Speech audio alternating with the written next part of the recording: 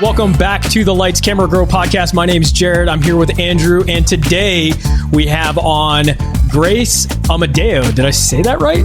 You did. Very Perfect. Good. Cool. How's it going, Grace? It's going great. Nice to talk to you guys. What was the reason behind shifts jumping into like the podcast sphere and video series? I was going to say, so it's a little bit backwards in that when we envisioned Shift in Conversation, we envisioned it as a video series and it was not podcast first, it was video content first. And that's probably just a symptom of me coming from a video background. At Shift and on our marketing team, we've always toyed with the idea of launching a podcast. We do a lot of different types of marketing content. We do a lot of graphic design elements. We do a lot of video production. We've kind of dipped our toes. We have a great e-magazine online called The Cutaway. And in the back of our minds, we always thought we should do a podcast. We should do a podcast. Like that's the one area that we've never been in. But even having thought that, In Conversation was kind of a COVID era idea for us. So me running a lot of our events, running a lot of our film productions, a lot of our grant programs, when COVID hit, a lot of that got shut down. And we were left in the position of thinking we need to be producing something during this time that reaches our audience, that speaks to these questions and conversations that everybody's having. And the idea kind of came up, let's do a video series. We can produce it virtually, we can do it over Zoom. It's something that we can be doing to continue to engage our audience while everyone's just kind of sitting at home, stuck, trying to figure out what to do next. So we launched what was a video series and then kind of fell backwards into the idea of like, oh, we have all this great audio content. Let's just put it on a podcasting platform. Yep. So this maybe, I can't, it would be dishonest for me to say we intended to launch a podcast, because the truth is really that we intended to launch a video series and kind of a few episodes of video content, and then realize that out of that video content, we could successfully have a podcast content, and we could turn that content into written content as well, and we could turn some of that content into social content. So it kind of all happened kind of by accident, where we said, let's do some videos, and then like all this other stuff kind of presented itself. As we speak to more clients, those lines always kind of blur between, is it a video series? Could it be a podcast? And obviously there's ways you can create content for both out of the same piece of content. But I think you hit it on the head there by saying in this particular era, you saw an opportunity to engage with your audience in a new way. But then, obviously it birthed a couple of different. Yeah, it was really about the reason it's called In Conversation. And that's kind of the direction we've taken with this series, is because what I found personally was I was having these conversations with colleagues, with friends, with partners and collaborators in the industry who maybe work in different parts of the industry. Every email was like, oh my God, can you believe what's happening? What are we going to do? What comes next? What do you think about this? What do you think about this? What kind of marketing are you doing right now? What's working? What's not working? And we were talking about it anyway. And that's kind of where the idea sparked in my head of, we're already talking about it. Obviously, everyone else is also talking about it. Let's do this publicly. Let's actually, present something where I can learn something from other marketers. I can learn something from other producers. And since the kind of, we launched kind of in COVID era, since then we've kind of branched out into a lot of different topics. That's kind of how it started, and those were the conversations we've had. But now we're talking about production and documentary and diversity and inclusion and all different types of marketing. So it's really kind of taken on a life of its own since its inception. So how did you work this through the team to get approval for it, and with the idea that it's probably a relatively new format for a piece of content? Absolutely. So there's a couple answers to that question. One being that because of my production background, we didn't have to hire anyone new. We didn't have to allocate a whole new team to produce video content. I kind of came to the table already saying, hey, I've never done it over Zoom, obviously, but I know how to shoot video and I know how to edit, and I can make something out of this. So we were kind of lucky in that regards, in that maybe if you don't have someone on your team who can manage it, you may be thinking about having to hire someone or having to get a production company involved, which I know can be cost prohibitive. So for us, I kind of came to the table saying, I know how to do this. I've never done it before, but I think I can figure it out. And the second piece of it was that because of the lockdown and because of COVID, a lot of the projects that I was working on were canceled. All of the big events we were planning for the spring and the summer were canceled. And it was a bit of just kind of a stars aligning, where I now had the time to produce it internally. And I could come to my team and say, all of these things I was working on were canceled. I have this new idea. It's something I can do with my time. It's something I can do at home while we're in lockdown. There's a little bit of budget allocated to some of the hosting services and some of the marketing, but it's pretty negligible. And it was something that, again, we kind of fell into because I was able to just say, this is something I think I can do pretty easily with all this time I now have. And it just became this new project that fell on me. And then suddenly you didn't have any more time anymore, right? Now it's like this, who would have thought at the beginning of the year, if you were like, hey, you're going to spend 75% of your time hosting a podcast. Yeah, trying to book guests and finding. Thought you were crazy. So I know that's not necessarily advice, but it is kind of how we fell into it, where we found ourselves in a situation with a lot of time, a lot of projects we thought were going to happen were not happening anymore. And we had someone on our team who had the ability to kind of put it all together. It's now growing to a place. We have, I think, 12 episodes published right now. I've got 4 more in the pipeline. So it's really growing. As I mentioned, we're expanding into a lot of different topics.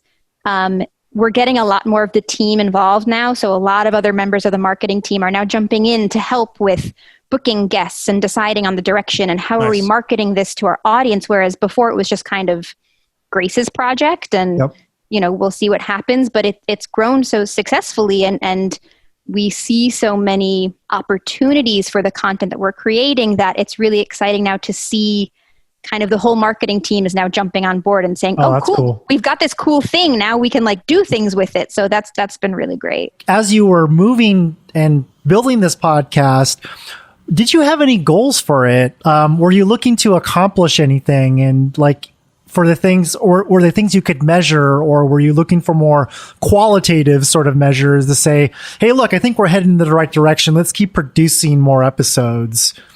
Yeah, that's a great question. And I mean, Jared, you may even remember when we talked on our podcast, which was now 2.5 months ago. I think what I said to you was, I hope that maybe we'll make 8 episodes. Yeah. And I had this kind of really small scope because again, at the beginning, it was a little bit of a COVID era baby where we thought maybe it would just be about the changing production landscape around COVID. And I kind of thought it would be, 8 episodes, maybe 10 episodes, and it would be this little self-contained thing. And we would just kind of let it be what it is and send people to the page to watch some content. And we thought it would just kind of end, but I just kept getting more people involved and I would ask people to be involved, and I found really fascinating guests and we would talk about really fascinating things. And then the industry would change or news would come out, or even around, the Black Lives Matter protests that put us in a whole new direction. Now we're talking about equity and inclusion and diversity. And now we're talking about documentary filmmaking. And I found this really great guest that's going to talk about higher education marketing. And it just kind of happened where now we have 12 plus 4 in the back end episodes with no intention of stopping. What we're doing now is really taking stock of where we are. I would say honestly that at the beginning, I was just kind of going to go. Anyone that said, hey, I'd love to be involved and I've got a cool topic to talk about, I would say, yeah, absolutely. Let's do it. Let's just get that content out there. Yep. And now that we have a video page that has a solid amount of episodes and we have a lot of people raising their hand saying, hey, I'd love to be involved, we can be a little more intentional about who is the audience for this. Why are we having certain people on the podcast to talk about what, to speak to what issue that's important to our customers and our content audience. So it, in the beginning, was a little bit of just a train kind of going wild. We were just talking to anybody and everybody about everything. It is a little interesting that now that we're kind of looking back at all the content, though I did not intend it as such, they fit really cleanly into a couple of buckets. Yep. So about 1/3 of our episodes are about marketing and advertising. About 1/3 of our episodes are about production, media, and entertainment.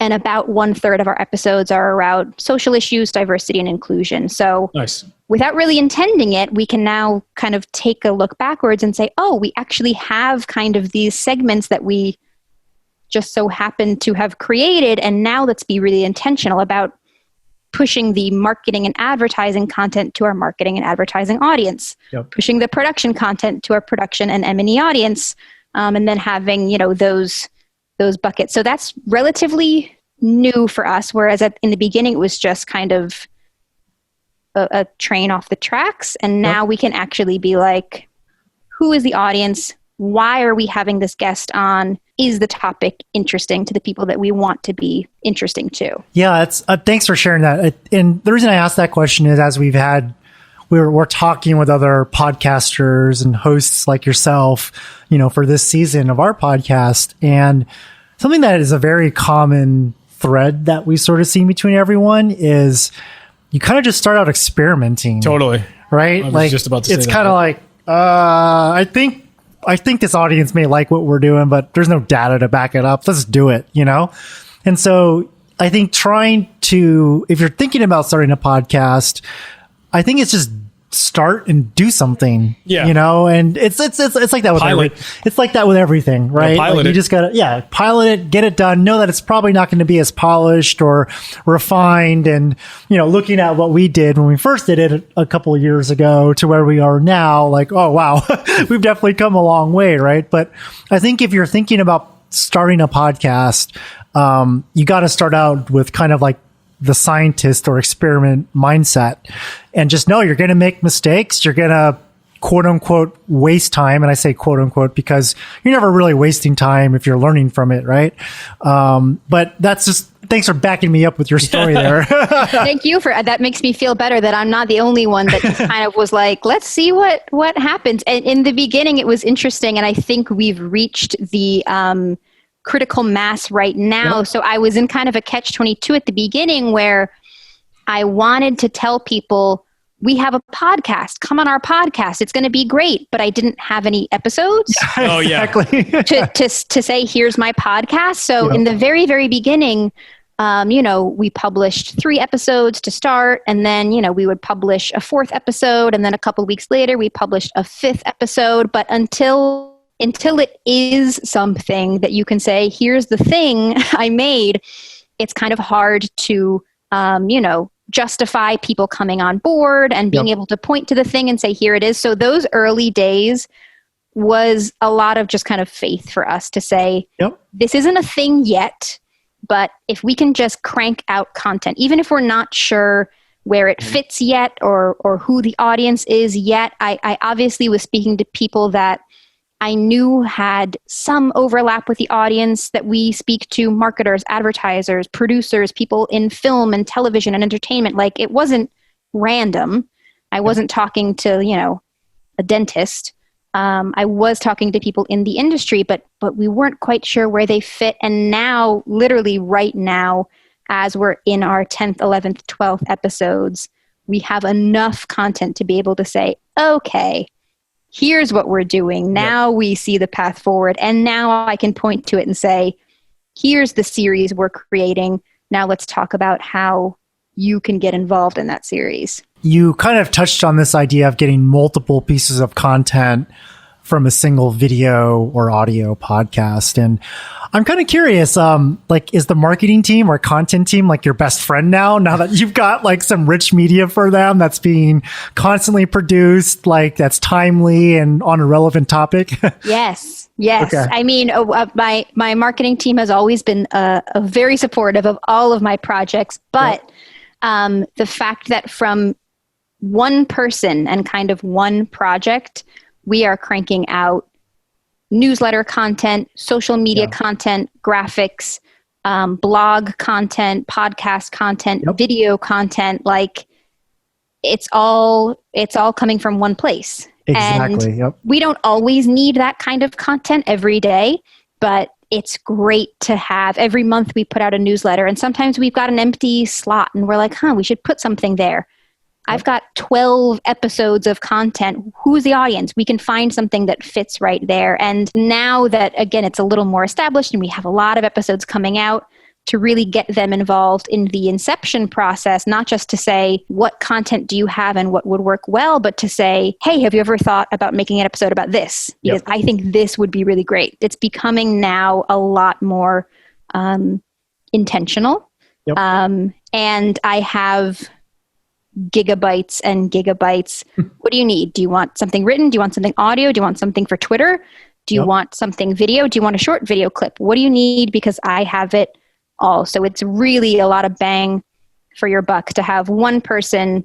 And I don't mean to say that I'm some kind of like superhuman whatever. When you film an episode like this and do a transcript and make a couple graphics, like it's not a ton of work to get all of those little pieces of content out of one video. Yeah, I'm glad. And again, the reason I ask you this is because you kind of mentioned that you started with a video series and then realized that I can strip the audio out and make that a podcast. And Jared, when we were kind of thinking about how do we build a service offering around podcasting, we basically said, hey, like if you're only going to put an audio podcast up there, you're really only getting distribution or being found organically through like Apple Podcasts or Spotify through their search algorithms, right? But one thing that we had always kind of been keen on was like, YouTube is the second largest search engine in the world. And if you're blogging, trying to get SEO'd on Google search, why aren't you putting video content on YouTube search? You're missing out on a ton of traffic. And any search term that has that query sort of how to, like, you're most likely going to go to YouTube first to learn that stuff in these days, right? So what we said was like, okay, like, a video podcast is what we call like the pillar content. And then what we do is we strip the audio out, make that an audio podcast. And then Jared, when he's building his like kind of post-production process, while we're editing, we're finding micro clips. So like out of a 30 to 35 minute podcast episode, Jared can find 10 to 15 different hot takes that are like 1 to 3 minute long. He formats them into like Instagram stories format, into like just the regular Facebook newsfeed format. So we actually have like tiny bite-sized pieces of micro content that the social teams can now use because they're always looking for video content. And like just creating video content is a really big pain in the butt just for social, like that 30-second like Instagram story ad, and this is an easier way. Obviously it's not as produced, right, as you would like a regular like piece of media that you were just focused on video on, but it gives the social team more fodder to put out on their social post. It gives the email marketing team some more fodder. In fact, we actually started working with clients where they're now using these videos for sales, right?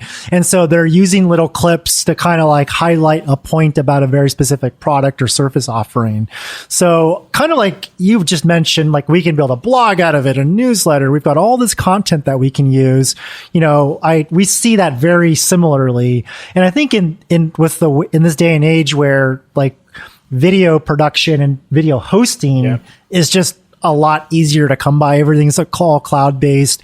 You now have the opportunity to put a lot of video content up relatively cheaply and to be indexed and found through search. So it's cool to hear that that's kind of your philosophy and your view on it as well. Is like yeah, building multiple pieces absolutely. of And we've always been kind of a video first company. It makes sense because that's our platform is mostly used for video production. So even before we kind of did this video podcast series, anytime we had a piece of video content, whether it was a case study from a customer or an actual produced, like commercial that we made or a demo video for one of our upcoming features or products, we would always find as many places as possible to put that video content. We would always, when we're hiring out a production team, if we're working with an external production team, we would always build into our contract 15-second cut downs for social, 30-second cut downs for social, 60-second cut downs for social, 10 screen grabs, 10 quotes. Like we would build into our video package all of these little micro bits. So when this video podcast series came about, it was kind of already built into our heads like, okay, this video can't just be a video. It needs to also be 10, 30-second social clips. It also needs to be some graphics. We also need to maybe take one of the best quotes and make a little thing for Instagram. There's still so much more you can do, even just you talking about, formatting stuff for Instagram stories and all of that. We haven't even gotten into that yet. We're still kind of on phase one of just doing some shortcut downs, some graphics, but we were always kind of video first. So it was pretty easy for us to build that into our video plan for our In Conversation series. Yeah, I think the hardest thing to do in video marketing is to consistently create video. Yeah. Right? Yeah, which is the whole reason why when we first started, like when we were testing our very first podcast, going back to the experimenting phase, it was like, we just started an agency. We have a whole bunch of other stuff to do, but we need content. What's the fastest, most scalable way we can get a piece of content? Oh, well, let's just record ourselves talking for an hour and then, we're set for 2 months. And that's kind of, and I would totally, so I'm a writer. I've written blogs. I do copywriting. I would so rather do this than write like 1,000-word blog post and, just slug it out like doing that, and it's just easier to do this, And I don't want to, I think that, I don't know about you guys. I know you guys have, the post-production process. And Jared, you were talking about this on our podcast, that you really try to make that post-production, as high level and as clean as possible to really make it, especially now when we're just doing these kind of Zoom interviews, to really make that finished product as polished as possible. But when I edit our video content, like, you don't need a ton of editing skills to do it. If anyone's kind of thinking about it and maybe they're scared of the whole editing process, like really simple video editing skills are when you're having just a conversation like this and maybe you're cutting or editing a little bit, it's not that much and it's not that hard. And watch a couple of YouTube videos and you could probably you could probably do it. It's really not as scary. I obviously came with the production background. I come from an editing background, so it was not even a thought for me. But if you don't come up from a production or editing background, don't be too scared, because it's really not that much, especially with us all being remote and virtual. If you were actually on set, which I know you guys do when you can, actually on set and actually having a whole crew and doing the whole video production, that obviously can be a higher skill set. But if you're recording Zoom interviews like this and cutting some of the pieces together, it's probably less scary. Yeah. And in fact, COVID kind of was a nice opportunity for us, because when we first launched this service, we launched it to our clients first before we obviously started going out and selling it. We sort of realized, like, instead of doing live action, have the guest come to you in your studio, there's all kinds of pre-production that has to happen. Like now it's so much easier that we can do it over Zoom. And, I kind of think we're going to be doing this unfortunately for the foreseeable future. Right. And I know that's tough considering that there's, a lot of people whose industries depend on live action and that kind of stuff. But I think that, people are doing webinars. Again, another great piece of pillar content, right? That lots of good knowledge in there. You've got an expert. And you can break that down into those, 30, 60, whatever second cuts, right? Yeah, just hit record, hit record on your webinar and you've got a whole piece of content that you can use again and again and again. Yeah. And I don't think I ever really truly realized like how much you can do with video until we did it with video. Because I think when people think of video, it's like, okay, we're going to spend a whole day shoot to film this 30-second commercial, and that's how they think about video. But in a way, the way we think and do a video now is much more agile, right? Like we just quicker cycles, get things done quickly. And if we're not having to deal with a super polished end product and use a virtual like this, it makes it easier. Yeah, the visual barrier is definitely lowered a lot, obviously, because of COVID. But even before that, because capturing video on your cell phone and using that, was pretty relevant. It's just look at all the late night shows. Yeah. Oh, right? yeah. Well, that's a great example for right now. Some of them, in the very beginning, I think they were literally shooting off of off their phone in the very, very beginning before they figured out how to get the crew or the equipment out there to, film. If it's good enough for Conan O'Brien, it's good enough. Yeah, or Jimmy Fallon or whoever, they can do it, right? Yeah, and I mean, the one thing that we always try to preach is if you have great audio, you can get away with mediocre video versus if it doesn't sound good, most likely people are going to turn it off. They're not going to want to listen to like something screaming in their ear. So at least if you can get that's true of all film, by the way. Yeah, if you can get the audio right, then most people are going to like stay tuned in. Yeah, and I guess this is one of the best times to start a piece of content. It is, this, right? Like I think people are even just finding guests is even a little bit easier now, a lot of right? People have a lot more free time. They're at home. They want to talk to someone, Yeah. Yeah, it's been so. I mean, the lift process. If COVID never happened and I was just sitting in my office, sitting in my desk, doing my regular job, I would have never launched a video podcast series to think about all of the production and the pre-production and the editing and the crew and the cameras and then getting the audio and mixing the microphones. And I would have never dreamed of it. The world shutting down gave me the opportunity to just be like, well, we can do it online. It's a quick, I hit record and do a little bit of editing at the end, and I've got all this fantastic content. Film school finally paid off. Finally, I know it's kind of ironic how now just was the time. It was the lift to get it off the ground is easier now than I think it ever was before. Yeah, it's a slight tangent, but it's fascinating to see how COVID and the circumstances that you get put under, like how you start to innovate and kind of rethink things. And I think, through everything that's going on right now, and obviously it's a tough environment for a lot of people out there, but I also think there's a lot of opportunity, and the world is changing, and there's a lot of trends that were already kind of moving in this direction. A virtualized work environment, for example, right? That only got accelerated faster as a result of this. And, if the world wasn't changing fast before, it's changing even faster now. Yeah. Right. Definitely. Even though it feels slower, but yeah. Yeah. To see like this almost shift in how marketers and content people have responded to this. Yep. And, I think these kind of conversations that we're literally having right now are going to be a big piece of the content landscape, moving forward. Yeah. I mean, I feel like we were having these conversations alone last year. Like, yeah, sure. Because we were thinking in these directions and it didn't seem like there was a ton of other people or marketers thinking in the same realm. But now I think becoming and positioning your company with a more media faceted team and production pipeline and way of thinking and your strategy is just more, it's more of a necessity now than ever. Yeah. And I think you have to. You can't, there is to resist the kind of virtual revolution that we're being forced into right now. It's like,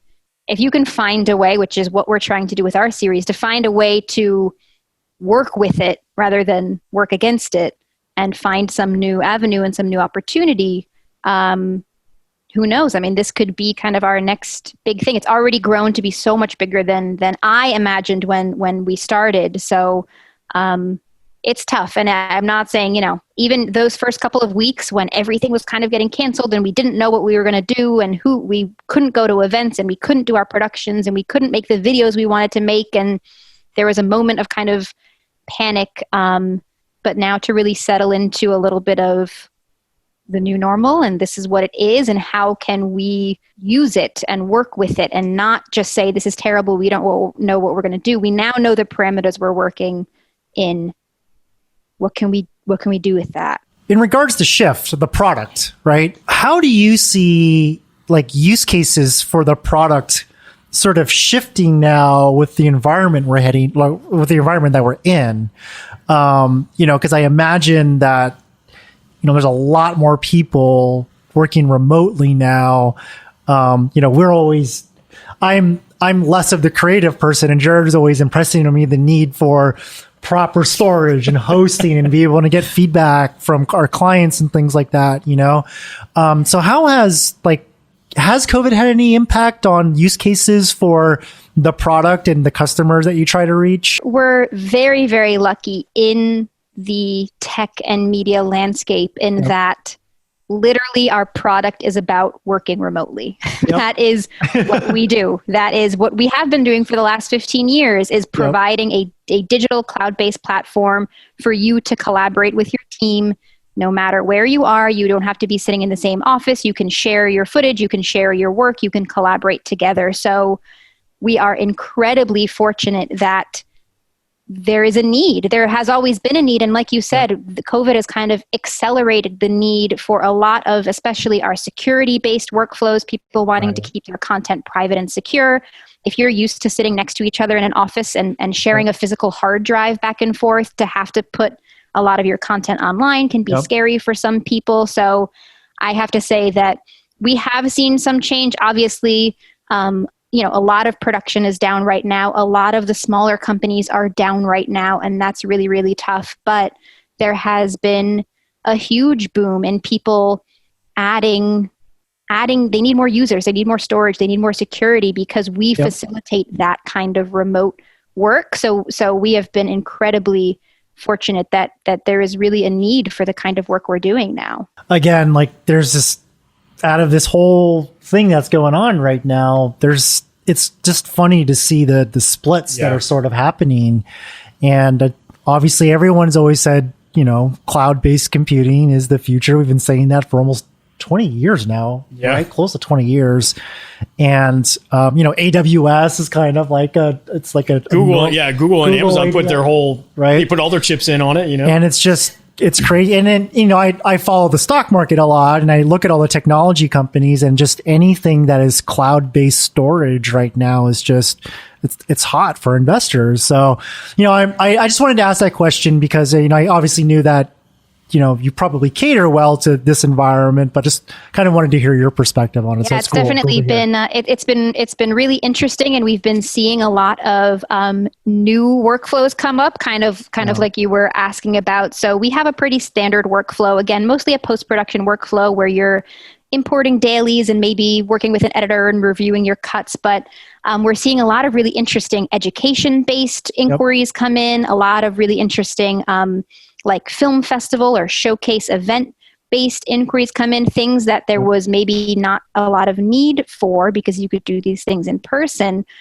People are kind of finding our platform like, hey, can we use it for our film festival? Can we use it for our classroom? And it's like, yeah, of course. We never had to do that before, but now we're actually finding new opportunities, which is, again, very fortunate that the product team is probably, oh, wow, so many use cases now. Let's start thinking about what we're building next, right? Now, I mean, at 6 months ago, we could have never imagined where we would be right now, and the ability to be nimble and the ability to just think quickly and say, oh, it seems like we're going this way. Let's see where that leads has served us really well. Yeah, it's good to hear a positive sort of story. There's a lot of obviously negative news out there, and there's a lot of sad stories around businesses right now, but it's great to see a business pivot, and it's amazing to see, we never thought someone would use it for this thing, but here you go, It works. And you've maybe just unlocked this whole new, I mean, I mentioned the film festival thing. That's a whole new, again, who would have thought that film festivals couldn't happen in 2020, and you would need a secure platform to showcase all of this incredible film work. And it had crossed our minds before, but there wasn't really a market for it because who needs a digital film festival platform? And now it's like a thing. And that's the Netflix really of cool. film festivals. The Netflix of film. There you go. So we're trying to keep up, trying to kind of roll with the punches, and every day these new kind of like, hey, can I use your platform for this? It's like, sure, let's try that. Why not? Where do you see the future of your show and podcast kind of moving towards? Are you guys already planning that out ahead for possibly, we'll even say like Q1 of 2021? My hope, my vision for our podcast series is that it becomes a content cornerstone for our brand. That you have maybe heard of In Conversation, or maybe you've heard of Shift, and you find a lot of value in one or the other. I don't think it's unreasonable to think that we are moving in that direction. I think that our audience, we like to survey them, we like to talk to them, we like to kind of find out what they're interested in. Overwhelmingly, they've told us they like video content, they want video content, they like to engage with kind of thought leadership-based content. So if we can continue being really intentional and really specific about the videos we're producing, the podcast episodes we're producing, and making sure that they're valuable to our audience, like I want this to be our new thing. I want to continue producing these episodes for years and years. I want you to eventually go to our podcast page and see that we have 5 seasons of this series, and each season talks about a new topic, and we are really building an audience around this content that can then engage with our brand. We're still early days right now. It's been a few months. We're still kind of getting off the ground, but I can see us moving in that direction. And my hope would be, if we talk a year from now, that I have 2 seasons and all these new episodes, and it's really a cornerstone of when you think of Shift, you think of this type of content that we're creating. So that's my hope. Where can everybody find you and All Things Shift? All Things Shift. So shift.io is our website. We actually just redesigned and relaunched a brand new website, so definitely go check it out. It's got a lot of great content on there. Across all social platforms, you can find us at Made with Shift, MADEWITHSHIFT, Made with Shift on Facebook, Instagram, Twitter, and all the platforms. And what about the podcast? Shift in Conversation. So actually, if you go to the website right now, I think there's a banner where you can click right on it. The URL is a little bit long, info.shift.io/inconversation, but it's all over our social pages. It's all over our website. If you follow us anywhere, you'll be able to find it. Well, you got the homepage banner, so obviously your marketing team thinks it's an important piece of content. We're getting there. Don't worry. Yeah, we'll put that in our show notes for everybody so they can check it out. Yeah, it's actually a really, really cool series. Obviously, I enjoyed being on it, which was awesome. But all the other speakers that are on it are really great, and all the information is. And you'll really probably see some new changes coming there. Again, now that we have more content, we're going to be organizing it a little bit better. And if you're a marketer or a producer or whatever your role is, we're going to try to feed you into the right pipeline so you're seeing the content that's most interesting to you. So you'll probably be seeing some new stuff pop up there soon. Well, thanks for spending the time with us, Grace. This was awesome. Just thank you for your time. Yeah, thank you. It was really a pleasure. It's fun to be on the other side of the table a little bit. Normally I'm the host, and it's really fun to be the guest. So thank you for having me. Thanks for watching. If you want to hear more of our conversation, head on over to tobeagency.co, where we have the full podcast posted.